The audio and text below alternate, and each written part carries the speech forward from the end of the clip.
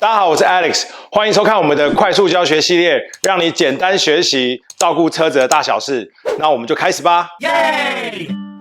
今天要来帮大家讲解的是我们的蚊虫的尸体以及鸟屎。蚊虫尸体是很多人非常头痛的东西，因为我们只要开在那个乡间小路，或者是夏天这种蚊虫很多的时候，我们的保杆以及我们的后照镜啊，都会有很多的蚊虫。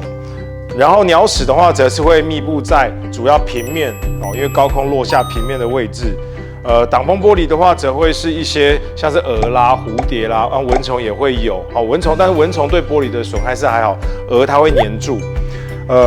但是如果是蚊虫的话，因为它的尸体，它里面有一些有机酸，它会稍微的侵蚀我们的精油层，然后还会附着在上面，所以很多人在洗车的过程中会发现，你单纯用泡沫巾跟手套是洗不掉它的。这时候我们其实是必须要用正确的药剂来分解它、软化它之后，才可以用水、高压水或者是用泡沫来把它除掉。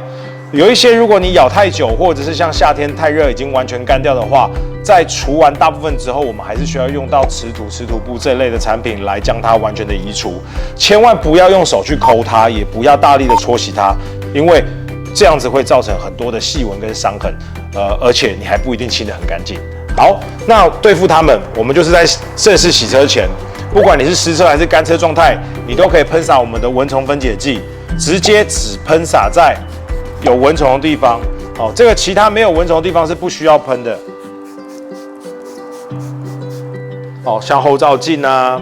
或者是像这种有鸟屎的地方，它已经干燥一段时间，大部分的鸟屎已经剥落了。我们如果这时候想要直接洗它，它也很难洗。我们一样是喷洒我们的蚊虫分解剂在上面，尽可能去放置它，不要让它干掉的情况下，它就可以软化这个鸟屎或者是蚊虫尸体。等一下，只要水冲掉就可以把8、9成都可以洗起来，最后再搭配手套，大概就可以全部洗好了。好，经过一段时间分解之后，我们只要用清水就可以很轻易的把大部分的虫尸给冲掉了。然后等一下冲不掉的部分，我们再搭配我们的泡沫就可以轻松的洗掉了。